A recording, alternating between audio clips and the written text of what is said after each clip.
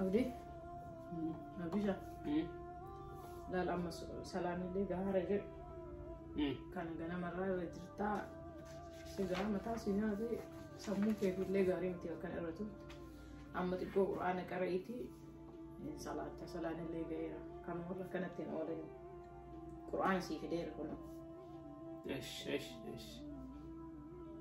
قلبي ندقيت برونا سيم تلفون مالك قلبي ندقيت قرآن قرأي مالك سيد أما صلاة اللي جاه ترى كانوا بجنا ما تيرو مجرتا متى سيناتي أما قلت بيان قرآن قرأتي صلاتك صلاتي آخرات اللي هذا تهرب القرآن قرأي هندي بيحش أتين قرأي قرأي هندي بهن دفع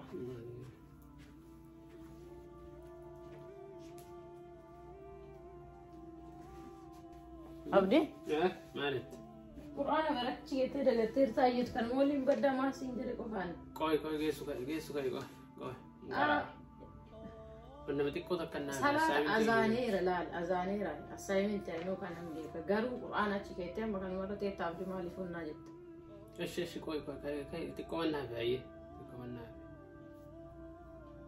نو تكونا كسيه في أمريكا بيبدي مال تاتي جزيبا إيمان لما عصوص يستقروا لا كوي مال تاتي أما جيس سينجرانيو تكونا بعيه وانا أسايمنت كنا تو ك سلاح رجالو تجرا أسايمنت إنجلش Saa kudha tokko galcha kaagana sa'aatiin deema yeroo hojjettee eegallee gaarii miti. Assignment isaa kudha tokko galchitu biyaan sama daqiiqaa 30 qura'aana qara'ii salaatiiti achuma ibaadaati illee jabeeffadhu siin jechuutu naan ta'e amma maal qaba yoo xiqqoo irraa qaraati laal ganaa sa'a kudha tokko yoo ta'e sa'aatii 3 akkasiin qabda hin galchitan qabda. Hayi maal taateti sila kunoo maa waa jaaladhee onnaa jedhaaraani kun dafee ofirraa galcheetiin hin qara'ama rakkoon jira. Azani kasalani jiddu tana seelan taru. Ati bar saati islamat fayyadame hojii kana geesseetiin ka'utti ka'ee silaa qara'utti na jalaa fi xaarata teette. Sa'as jalaa fi xaaraan jedhu jiddu tana akiraan dhufte maal ka gootu. Haya ta understand naman gootu sila maan qara'u jedheen. No in qara'u hin jenne hin salaatu hin jenne garuu immoo azaanii raasa qura'aan irra badhuutee akka qaamu salaattee qaraata qura'aana kee qaraattee itti deebitee hin galchita assignmentii siin jedheen.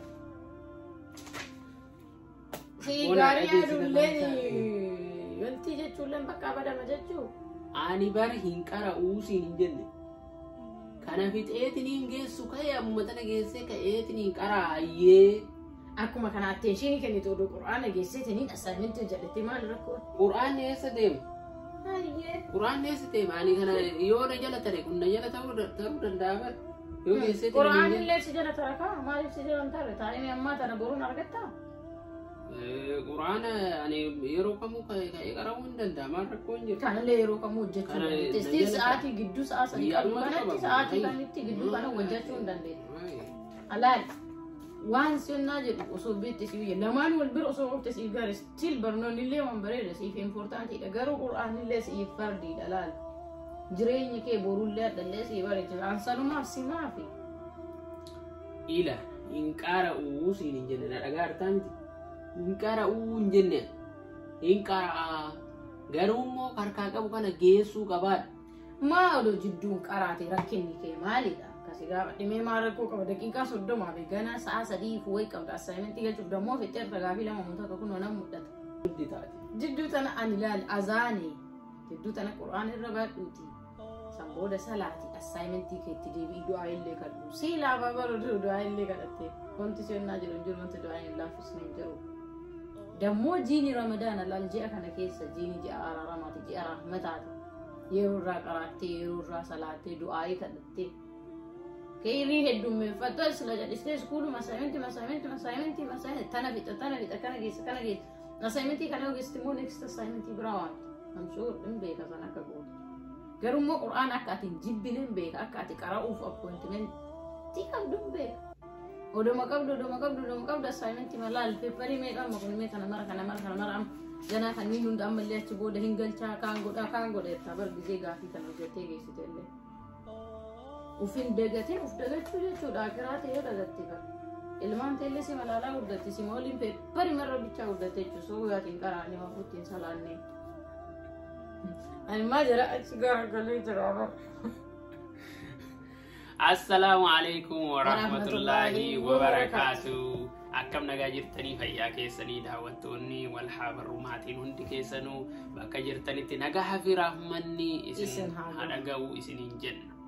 Aku magartani misal kata kawanni dufne jirra kara computer aku magartani inni barataadha more dominant attention isa school ba busy godhe mataa isa nyaatee jira hin qaru jechuu kootii miti namoonni akkana jiraatanii life mataa isin qabdee busy isin goote gidduma busy taatanii jirtan san keessatti akiraate san akka yaadatanii fi daqiiqaa 5 15 20 30 hanga daqiiqaa 30 qur'aana keessanii guyyarraa yeroo solaatanii niyyaa sotottanii jechuu fi nullee warra akkasii rabbiin nu haa godhu.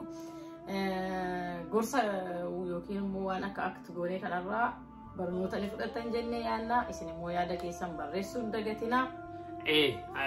Guyyatti ni hojjenna mallaqaa fiinna barnootaa fiinna daldalaa fiinna qonnaa fiinna bocaa fiinna waan hedduutu jira waan ta'eef addunyaa tana keessa wantoonni nu quufuu hin dandeenye addunyaa tana hin quufnu waan ta'eef achuma keessa immoo daqiiqaa haga murtaa'ee daqiiqaa silaa taphattuu dabarsuu dandeenyutu jira waan ta'eef daqiiqaa akkasii san ofii fudhannee kaakiraa kennallee ka boruutti argitee itti deemuu dandeenyu hennutu jira taakiraa san haa jabeeffannu daqiiqaan 30 sa'aan takka waan guddoo miti argitee irraa fudhannee ijoollee teenya qaraasifnee ofii qaraanee kaakiraa teenya jabeeffannee waan rabbi irratti nu ajaje argitee khayrii haa dalagannu keessattuu ji'a ramadaanaa kana keessa yeroo itti of yaadannu waan ta'eef yeroo itti argitee qalbii teenya haaromsuun waan ta'eef sammuu keenya argitee sammuu akiraatiin sammuu argitee diiniitiin sammuu jaalalaatiin sammuu wal kabajaatiin kana hundaanuu haa guunnu refresh haa goonu qur'aana keenya haa qaraannu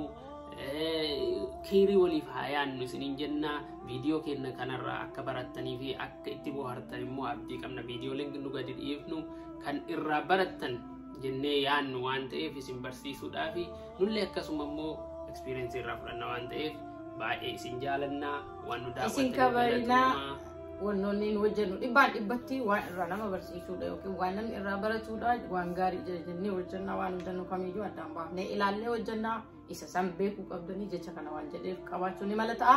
Qophiin keenya kaarraa kana fakkaata bakkuma jirtanii nageenya rabbi raakan isin irratti jiraatu. Assalaamu alaikum warahmatullahi wabarakatuh.